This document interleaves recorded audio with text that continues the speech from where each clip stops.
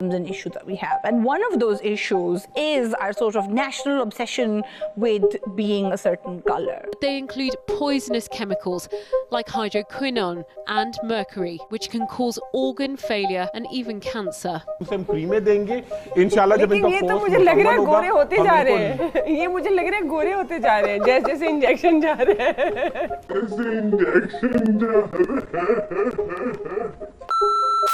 Hey guys, Tasneem here, aka Tasneem, what?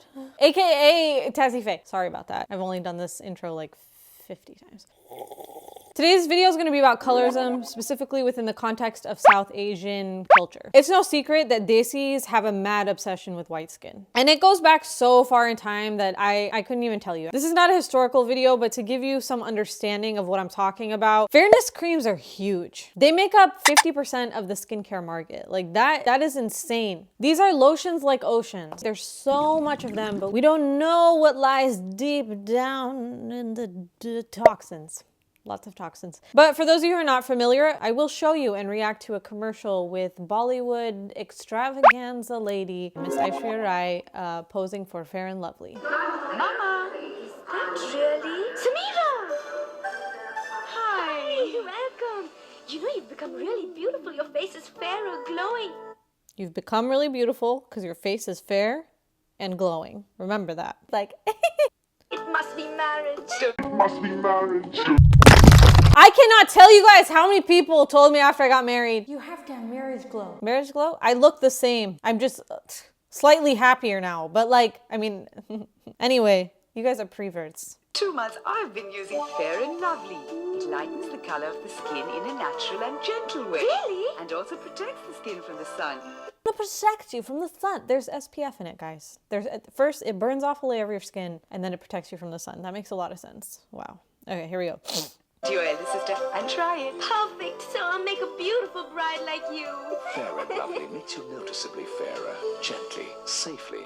I could be married and glow like you. I hated that. Anyway, just so you know, these fairness creams will make your face shine like the moon, which will then henceforth then attract the most nicest man in the world who will love you for your heart, and you'll have a happily ever after. That's what I tell Mu'mina all the time.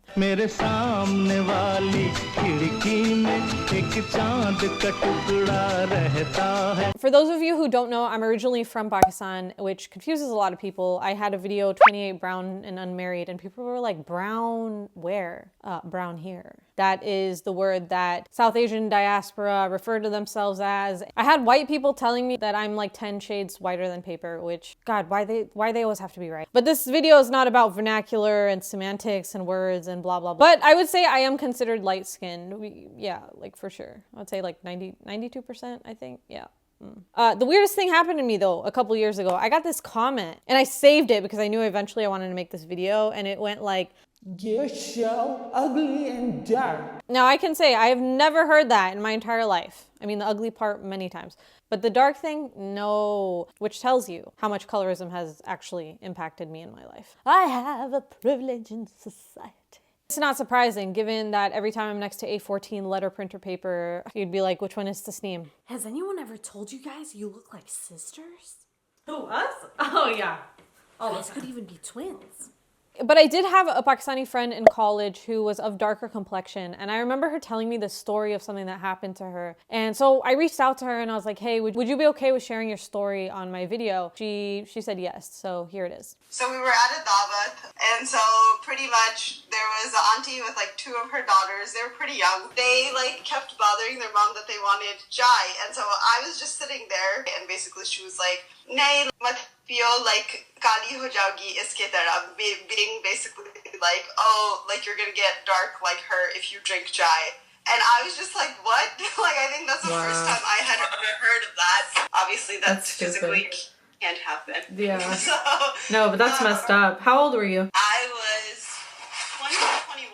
I think at that point, I felt like I was like definitely more comfortable with myself, like growing up. Like, I know there was times where I was like, oh, I wish I was lighter skinned and this and that. But I think by that point, I was okay with it. And then to hear an auntie say that, especially like, I don't know, because she is older. So hearing that story really pissed me off. It still pisses me off, honestly. The obsession with white skin and the hatred towards having darker skin is so deeply ingrained and widely accepted that sadly, it's not really shocking. And when it comes to Pakistan, people have told me that the attitudes and things are changing. The momentum in 2020 of the Black Lives Matter movement and the death of George Floyd sent ripples around the world. So I don't think it was a coincidence that in July 2020, Unilever announced that they were changing the name of Fair and Lovely to Glow and Lovely, which, oh man, job's done. Racism is erased. We can all go home now. Glow and Lovely. You can glow like Nicole Kidman. You won't be fair like her. You'll glow like her.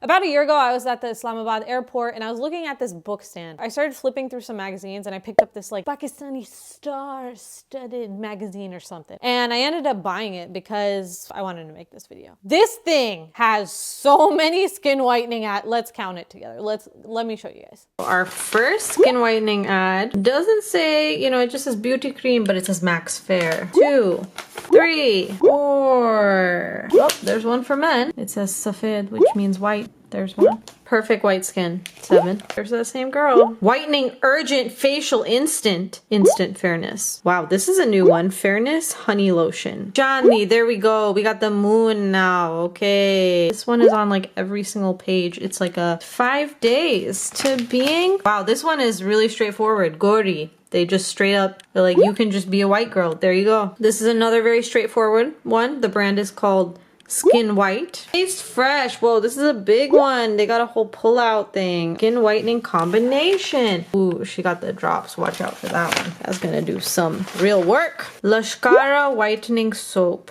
Oh my god. Leighton Meester posed for a Pakistani magazine? How crazy. And it's called, so this is the last one here. It's a one-step lightening facial Noor. Noor means light. Dear Lord, yeah, okay, and that wasn't the end of it. I finally get on the plane. Oh, you want chai, madam? Yes, okay. They pour some black tea in my cup. Then they hand me, you know, the evaporated milk, the creamer, whatever, the thing that I put in my tea. You know what it says on there? Tea whitener. Even the tea cannot escape the pressures of this society. Why are we calling it tea whitener? Let's call it tea glower. Glower and lovelier tea. How about that? It's mind-boggling to me. When I come from a culture that's like, everybody be a doctor, you have to be an engineer, you have to be a doctor. How can you have such smart people believe such stupid things? I can believe it though, because when the biggest stars like Deepika are promoting it, it makes sense. Kajol, who starred in arguably probably the biggest blockbuster movie of all Bollywood time, looking like this in 1995, and then in 20 years later, looking like this. She says, for 10 years of my life, I was working all the time under the sun, which is why I got tanned. And now I'm not working in the sun anymore. So I got untanned. It's not a skin whitening surgery. It's a stay-at-home surgery. But it's possible. And the reason that I'm saying this is 2 reasons. 1, people have told me to my face. Okay, I'm talking Pakistani Americans. You know, you've become beautiful. Yeah, when you were younger, you know, you kind of were darker. With the superstars, it can also be lighting and lenses. I'll show you what I'm talking about. Okay, so I'm not wearing foundation so that you guys can see my skin color. And I am going to show you different lenses and how color changes with different cameras and different lenses. Okay, so let's go ahead and do that. Okay, so this is with the Panasonic, and this is what would be equivalent to 50mm on the other lens, or the other camera. So, this is what I look like. But regardless, Desi celebrities might be denying that they've had cosmetic procedures to lighten their skin. And to be fair, there's a lot of people who have also spoken out about it. Now, this is not unique to Desis. This exists in so many cultures around the world. This idea that whiteness is greater, white skin is the best. And you may think, well, you're white as paper, like people have accused me of being. I don't like being accused of being paper, okay? I don't think anyone would appreciate. And you may be thinking, Tasneem, like, you don't deal with this, so why do you care? Why are you talking about this? Why does it bother you? It bothers me that I was standing at Forever 21 and a white lady in front of me is like, ooh, I love when I get tan because then I can wear neon nail polish colors and it looks so nice with the skin tone. But you have people on the other side of the world who literally are lasering their face so they can become lighter because they can't get a job. It's ridiculous that skin color is so frivolous to some people that it's about matching your nail polish, while you have other people made to feel like they have no worth because of their skin color. It bothers me, immigrant mothers who live in a country whose president, or ex-president, has a terrible bad fake tan, and they're slathering Fair and Lovely and whitening creams on their daughters' faces because they think that they are increasing the chances of giving their their children a better life, but actually it's just passing on this internalized self-hatred for generations and generations. Again, I'm in a position of privilege, so who am I to say, oh, you shouldn't be doing that when I don't have to worry about stuff like that? And I realize that the diaspora that exists outside of these regions of the world, when you live in a society where people think they're fooling you with their foundation and their fake tans, you missed your neck. You missed a spot. It's a lot easier for us to talk about this or say things. Really though, I want to bring awareness to the subject, and that's the real reason that I'm making this video. I would like to think ideally that, oh, as generations move on, you know, we kind of leave these things behind, but the truth is, when something is so deeply rooted in culture like that and goes back thousands of years, it's not going to go away just because Unilever changed their cream to glow-in-the-dark sticks, okay? I wanted to use the remainder of this video to share your guys' experiences that you sent me of the colorism that you've experienced being desi.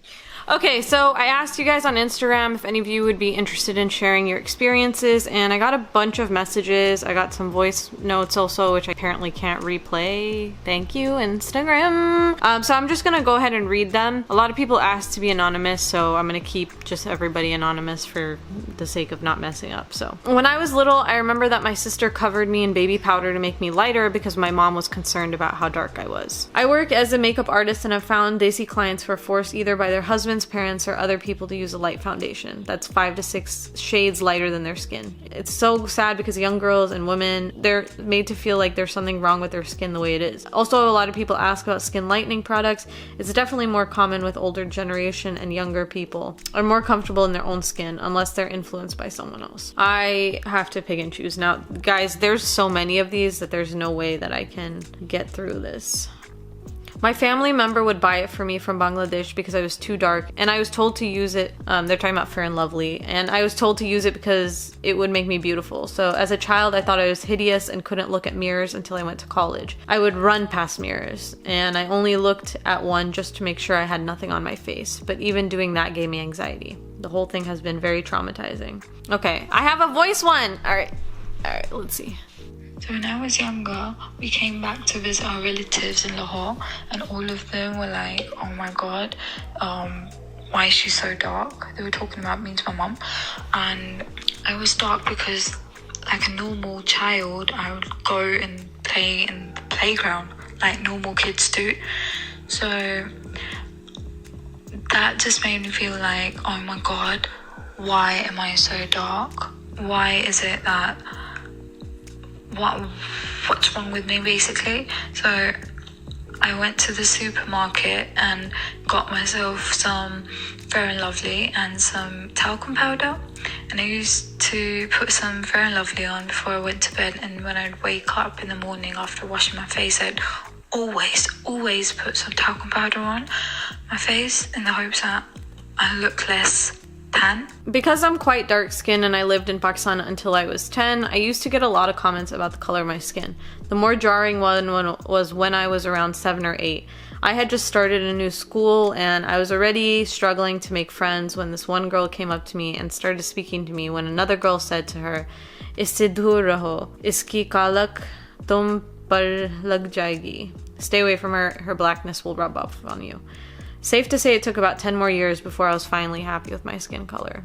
2 years ago when we went to Pakistan for my sister's wedding, my cousin's wife casually asked me, "Cream nahi lagati?" I was so shocked. She even offered to get some for me through my other cousin. A few days before the wedding, she took my sister and me to her parlor lady and told her to give me a bleaching.